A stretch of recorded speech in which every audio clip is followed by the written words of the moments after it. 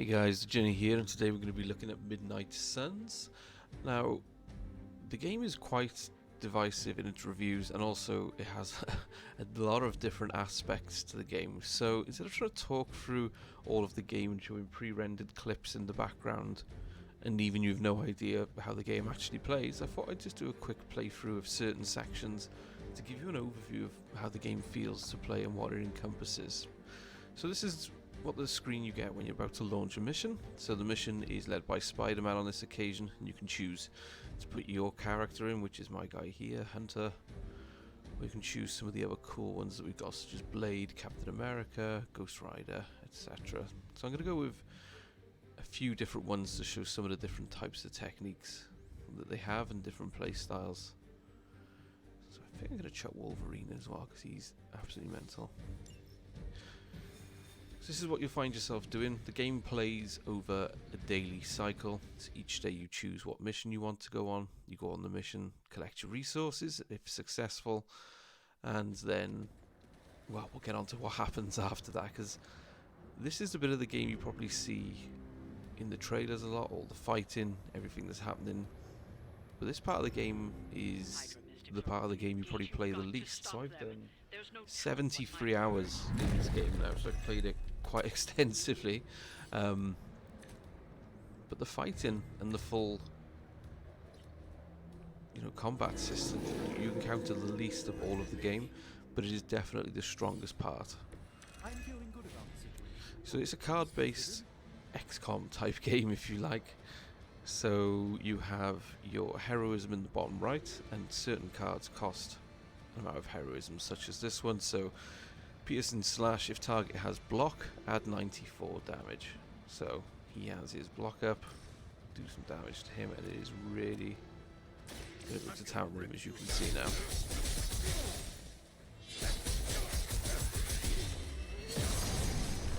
Man, I love Wolverine. That's the spirit. So now the protection is lost. He was providing a block protection to this character. With that done, we can go in and try just damage and distract all three to close the summoning circle like this.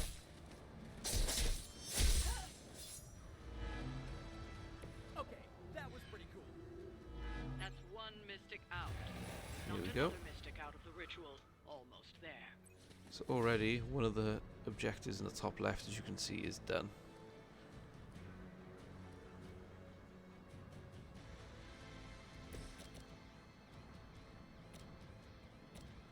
So what I want to try to do now is attack somebody else to get yet another heroism point, so I can use the environment to get some easy kills. Now, using the environment, they normally provide very, very strong attacks, and that's something I want to go for. So it's strange involved. It's remarkable how well Hydra manages to attract new recruits despite decades of ineptitude.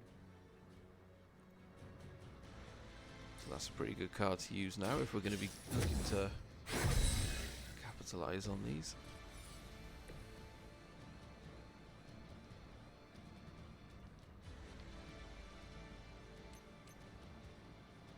So put this here.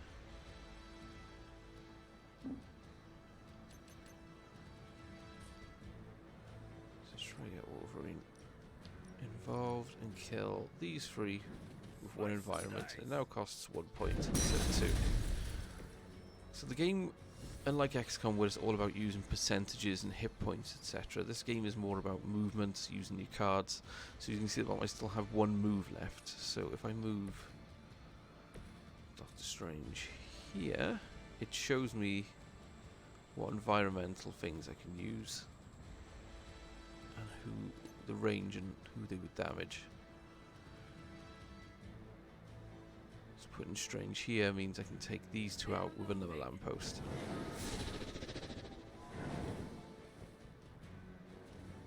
Which we'll do now. I hope this is one of the stronger arms. We did come all the way here for a fight. Watch closely.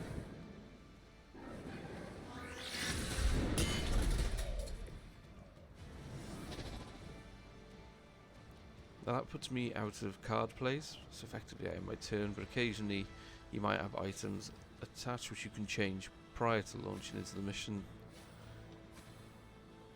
that allow you to add extra turns or extra heroism points or card redraws, etc. So let's end our turn and see what they do.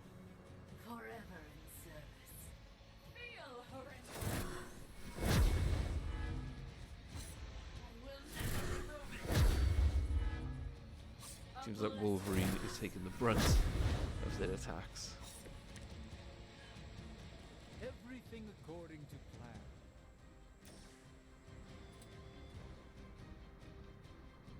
So Spider-Man is great at picking off some of the smaller ones. So what his chain strikes do is allow you to link to 4 different people and attack them, and some of the smaller enemies, each one of those attacks would kill them. So I need to get these worn down a little bit, should we say, before I can get him involved. And some attacks like this provide knockbacks. You can knock people into other enemies or heroes to do a bit of a co-op and do extra damage as well. Some of the attacks are awesome and the effects they apply to it. The endless search for wealth and power with just a tinge of fascism. I believe.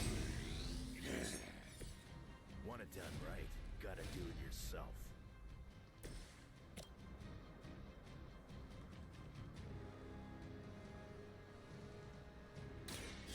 Going for it.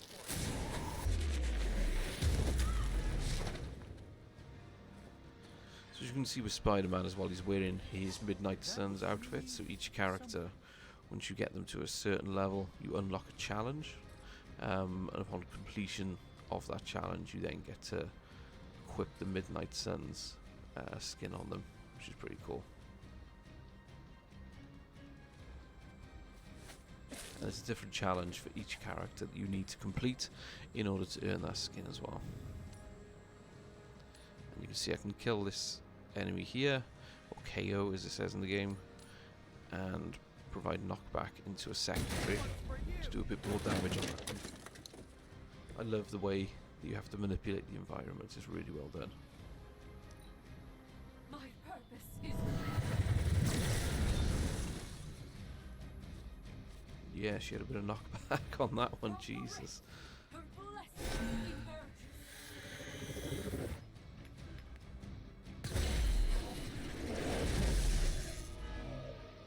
So you can see she had bleed affected on her from one of the attacks from Wolverine earlier, so every turn they'll start to slowly All Hydra knows how to do is bleed. apply to them. We can get a hero combo going here, so if we quickly apply this, hopefully this person doesn't die of bleed. We can get to see one. The light shines on the most dutiful. Ready? Let's go. These hero combos are very cool. Got 2 random ones to link up and chain attacks together.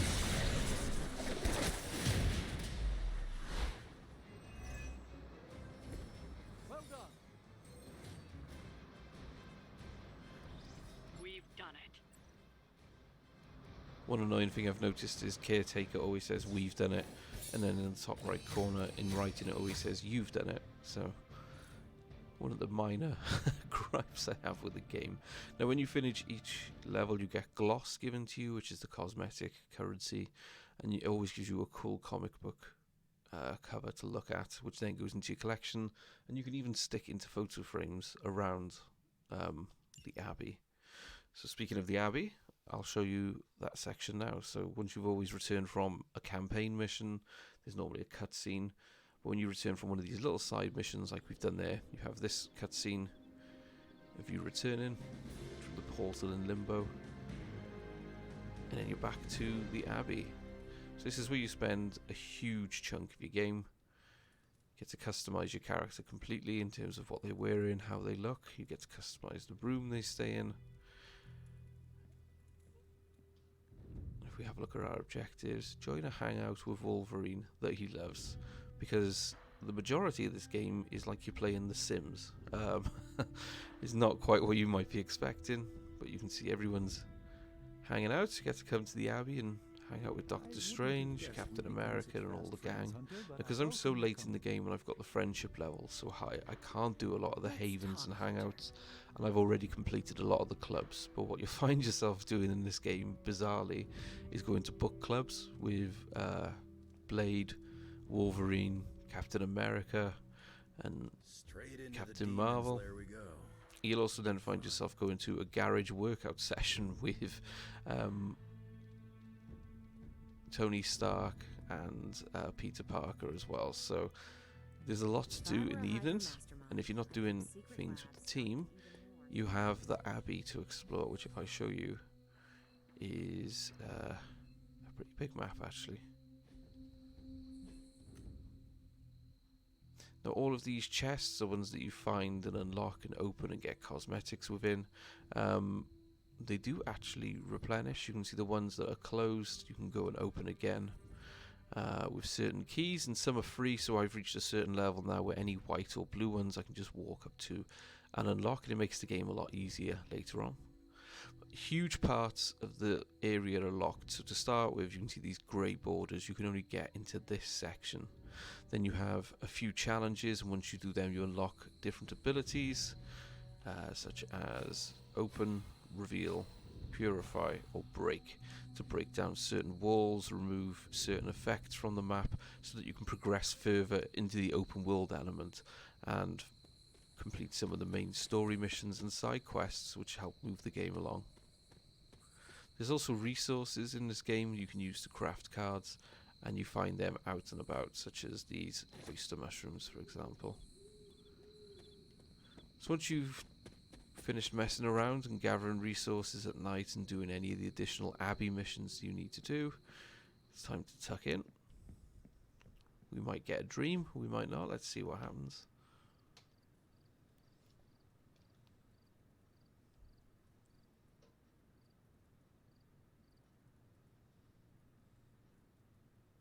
No dream tonight for Hunter, he's had a good night's sleep.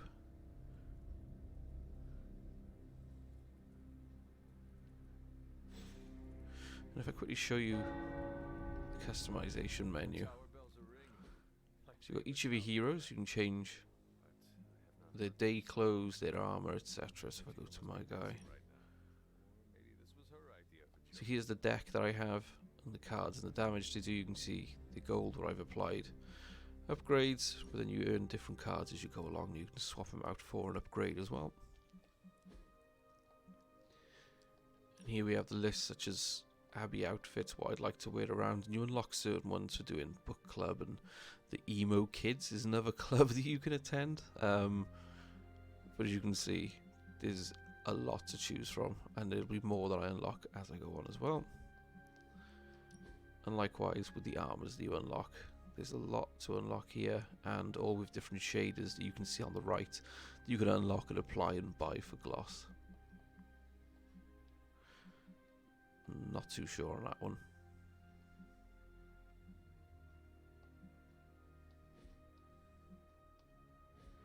So next morning you wake up, you've done your mission. Sometimes there's someone waiting here against this wall to speak to you. Or as you can see with Carol Danvers over here, Captain Marvel, she has a question for me. She's not inviting me to a hangout. Can I ask a favor? Discover something interesting on the Abbey grounds with Charlie. Charlie being your demon dog. Thanks, Hunter. But if I complete it, I get an epic ability. So it's potentially worth looking into that one. Now from each battle you earn a gamma core. And if I come to see Tony Stark, who's not here but he suddenly will be. There we go, him and Doctor Strange. Welcome to Tony's Scary Demon Cave. You can see that the gamma core that I'm going to study is based on the heroes that I put out on the last mission. And what a gamma core does is it unlocks and unveils more cards that you can either break down for resources or apply new abilities. So Wolverine hasn't got that one, that'd be useful to get. I think I have that already. I'll have most of these actually. So what I'll do is I'll take the two that I haven't got on this occasion, and then if I get additional ones you can combine them to upgrade it to a higher level. So I'm missing one upgrade on the forge. I still don't have the money for that.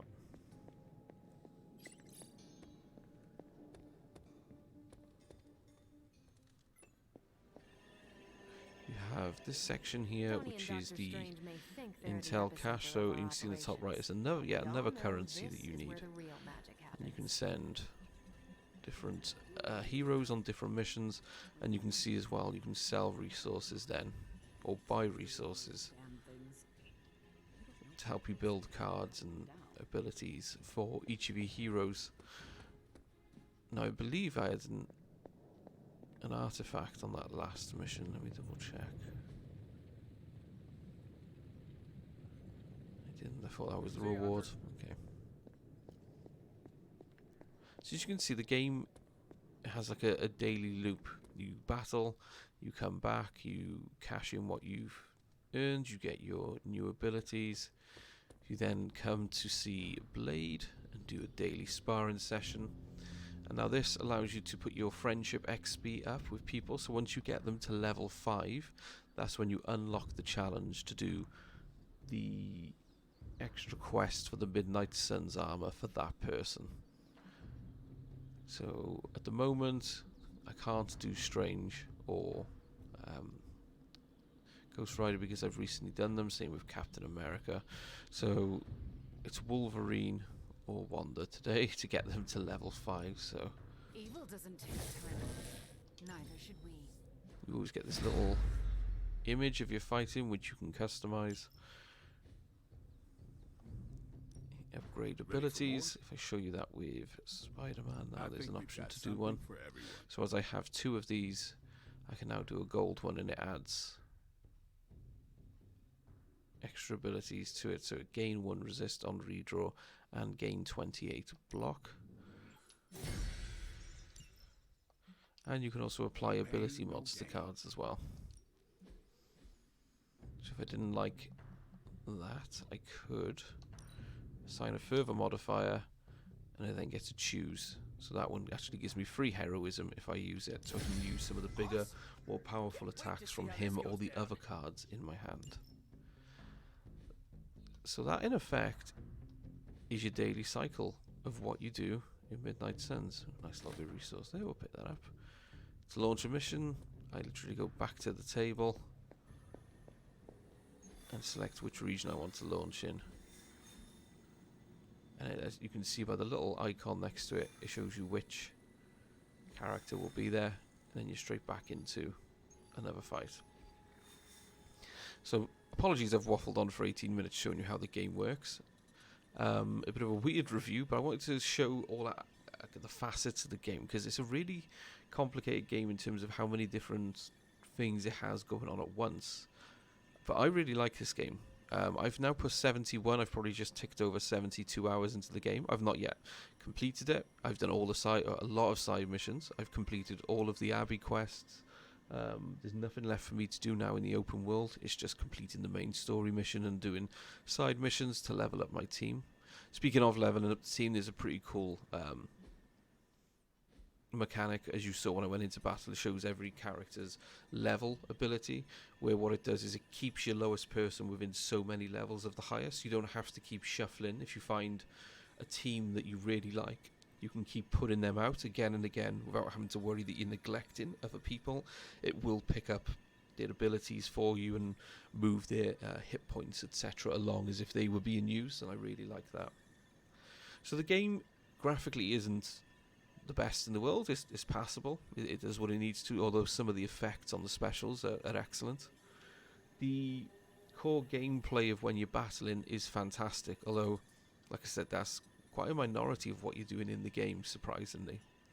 Some people are not going to get along with the Abbey elements, and I can understand why. Myself, I find some of them quite funny, so I don't mind them, although Caretaker, who stood over the desk next to Spider-Man there, she is thoroughly annoying. But, you know, going to book club with Wolverine, going to sit by the pool with Captain America and your tight, budgie smugglers, which does happen, maybe off-putting for some people and a bit weird, but for me, I'm enjoying it. I'm enjoying my throwing myself into the game. there are some elements where it's a bit rough around the edges, but when you take the game as a whole and everything that it offers into one kind of package, this for me was my game of the year last year, which is how I've put so much time into it.